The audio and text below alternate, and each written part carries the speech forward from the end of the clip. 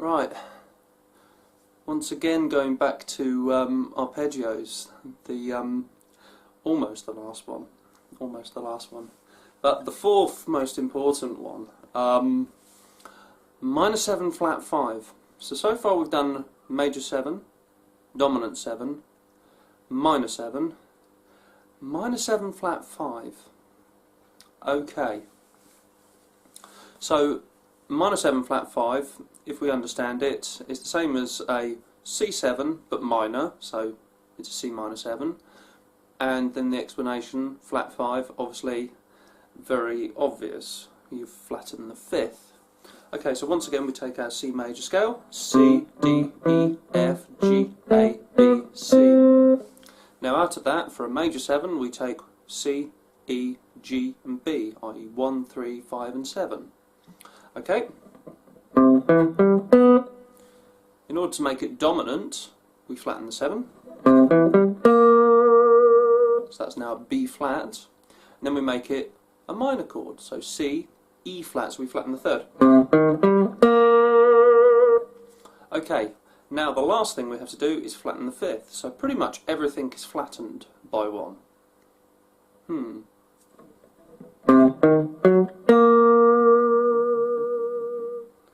Okay. Right. So it's basically an E flat minor triad over a C.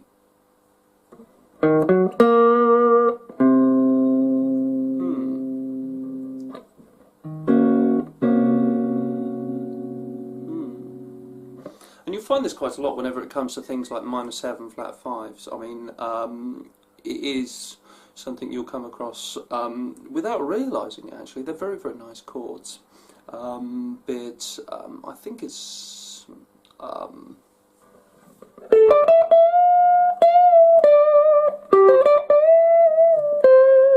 things like Gary Moore's Still Got the Blues for You. You've got this D minor with a B in the bass to an E, A minor, and that's normally kind of where you find this chord, in a minor 2-5-1.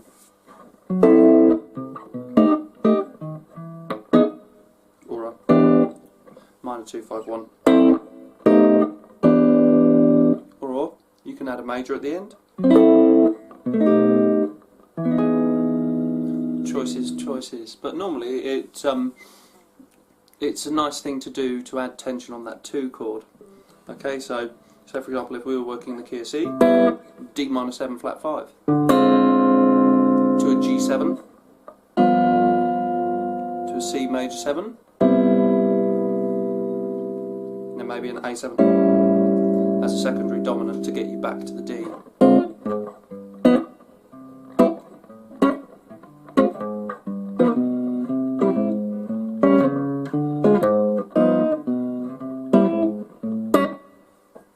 I get the idea. So, C minor 7 flat 5. Let's have a go at it. So we've got F flat. Sorry, G flat. F flat, that's E. G flat at the 2nd fret on the thick string. 6th fret is the C. B flat. I'm having a right mare today. Early days. Early morning even. 8th fret is a C, 11th fret is an E flat. I hope I fare a bit better later on. It's my other half's birthday, I've got to take her out for a meal. I hope I'm okay. Probably end up getting a slap or something like that, saying the wrong thing, having no brain to work with. Right, on to the next string. B flat. C at the 3rd, 6th fret is an E flat, then at the 9th fret we've got G flat, got it right this time. Oh. Then we're on to the 13th fret for a B flat, 15th fret for a C, 18th fret for an E flat, then up to 21st for the G flat. Booyakasha. Right, onto the D string. First fret is the E flat, 4th fret for a G flat, 8th fret for the B flat, 10th fret for the C. Then we're basically following that same thing going up beyond the 12th fret, 13th fret for the E flat, 16th fret for the G flat, 20th for the B flat, 22nd for the C. Okay, now we're on to the G string, B flat at the 3rd fret, C at the 5th, 8th fret for the E flat, 11th fret for the G flat, 15th fret for the B flat, 17th fret for the C, 20th fret for the E flat. Okay, B string, 1st fret, C, 4th fret for the E flat, 7th fret for the G flat, 11th fret for the B flat, 13th fret for the C, 16th fret for the E flat, 19th fret for that G flat. Okay, now we're on to the 2nd fret of the thin string, the E string, so this is the G flat, 6th fret for the B flat, 8th fret for the C, 11th fret for the E flat, 14th fret for the G flat, 18th fret for the B flat, 20th fret for the C. Okay, so now you want to try and put them in the boxes just to make it a little bit more bite-sized for us. Okay, so we start down at the lowest point on the neck. For us, it's going to be this G flat.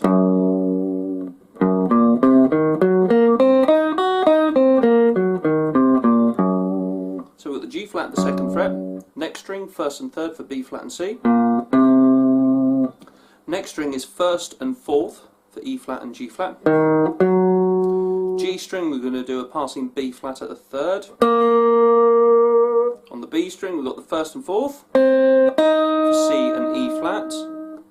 And then on the thin string it's the 2nd fret for the G flat.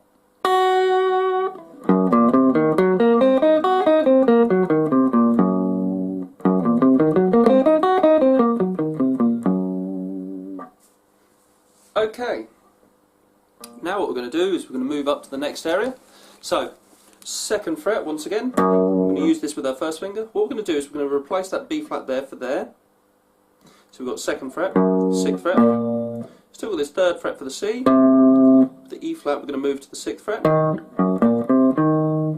still got this G flat at the 4th fret on the D string, but now on the G string we're going to use the 3rd fret and the 5th fret. On the B string we're going to use the 4th fret. Now we've got a choice. The problem is choice. 2nd fret and 6th fret for G flat and B flat. Or you could use this G flat here at the 7th fret.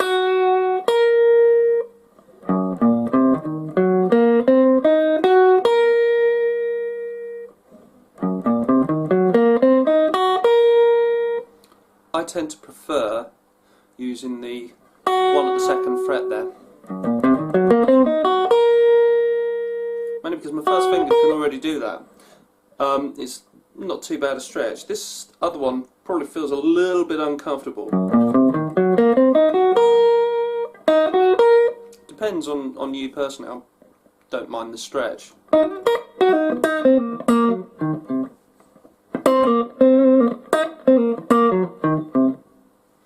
Okay, right, so now we start moving a little bit further up.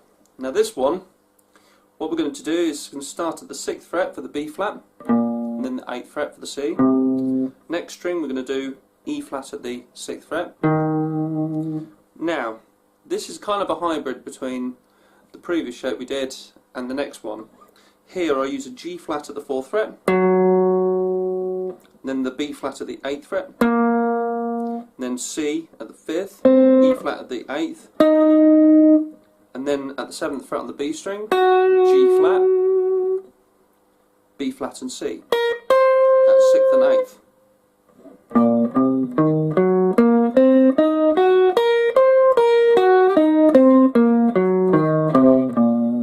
Now if you want to, you can also move the G flat to the 9th fret on the A string.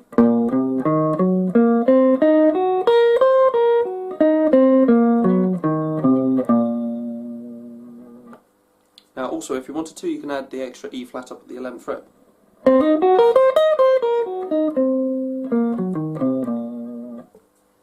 Okay, now we're moving up to the 8th fret. 8, 11 for C and E flat. Now we've got the 9th fret for the G flat. B flat and C are 8th fret and 10th fret. E flat and G flat are at 8th and 11th. And then I do a little roll over for the B flat. And then 8th and 11th.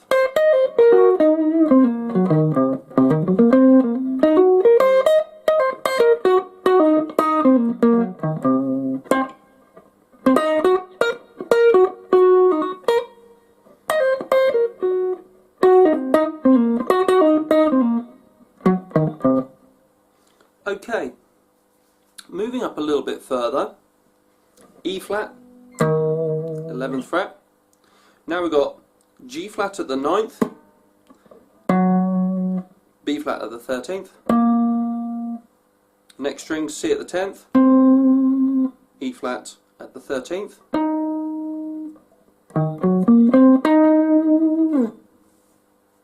Now here I do a roll with the 11th frets on the G and the B. So this is G flat, B flat, then I've got a C at the 13th, then on the thin string E flat is at the 11th, G flat at the 14th.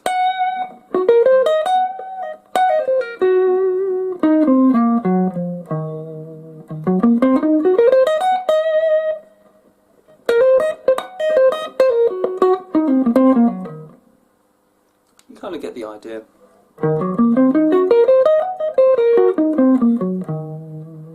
Now if you want to, you can move this G flat up to there.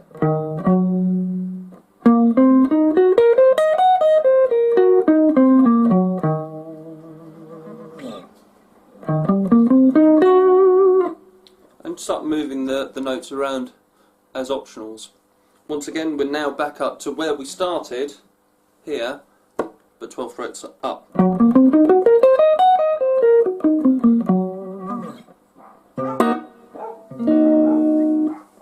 I tend to like this particular arpeggio, especially on dominant chords, diatonic dominant chords. So for example, if you're working in the key of C, you've got C major 7, you might have, as part of a 2-5-1, D minor 7, G7, that's the important one, and then a C major 7.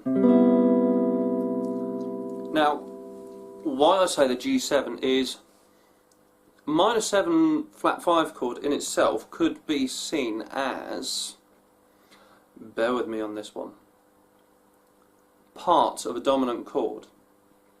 Okay, so what do I mean here? Well, if I had something like a G9,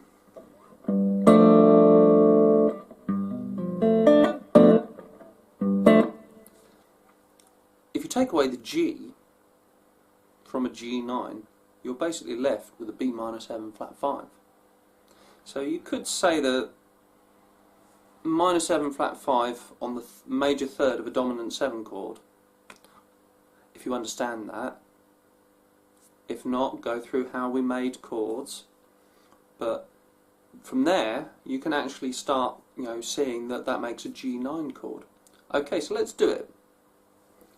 G, B, D, F, A.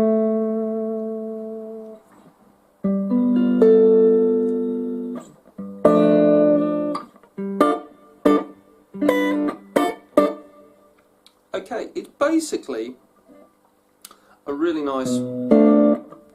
Ooh, let's try and figure it out. There we go, that's G9 with a beat in the bass. But it's D minor, those top three, with a B in the bass. Now, if you remember correctly, me saying that, well, C minor 7 flat 5 is basically an E flat minor with a C in the bass. Move it down one, D minor with a B in the bass. Add the G now, G9.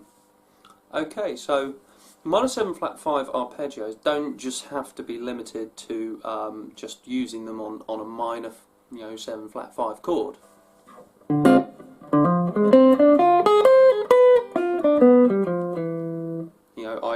If you're doing a D minor 7 flat 5,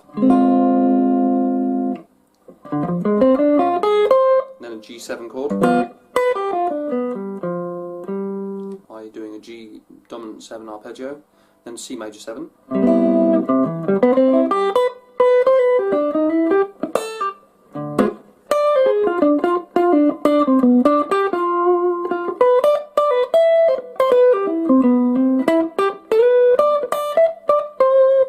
You might have something like a D minor 7 flat 5, and then over the G, do something like a B minor 7 flat 5.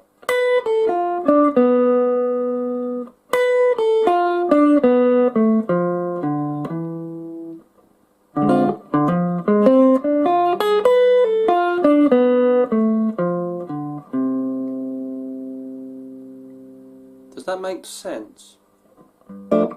So, once again, recap. D minor 7 flat 5 as a 2 chord, D minor 7 flat 5 arpeggio. Then a G7 chord, go to the 3rd, which is a B, B minor 7 flat 5. Then we're back to a C.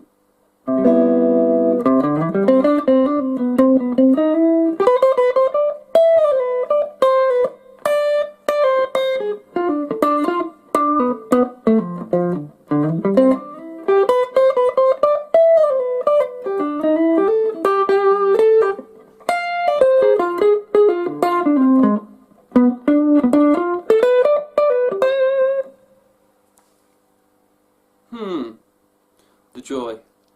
Okay, so it's one of those ways that, say for example, if you were doing something like a D minor 7 flat 5, that's nice and fine. G7 chord, to try and do something like a G9, oh crumbs, suddenly you got, well, you got 5 notes to remember to put in there.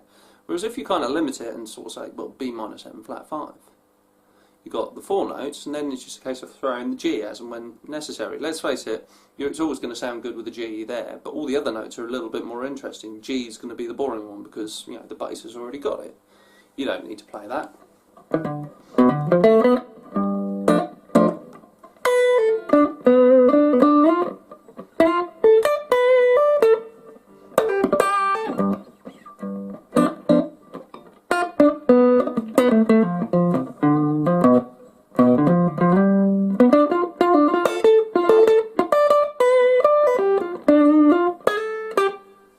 You can just throw it in as and when. And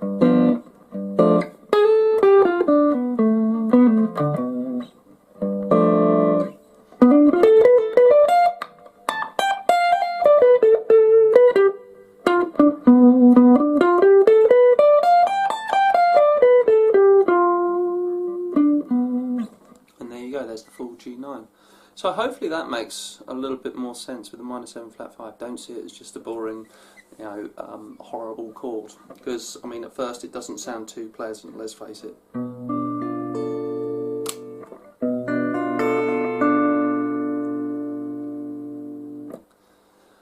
Okay, safe journeys.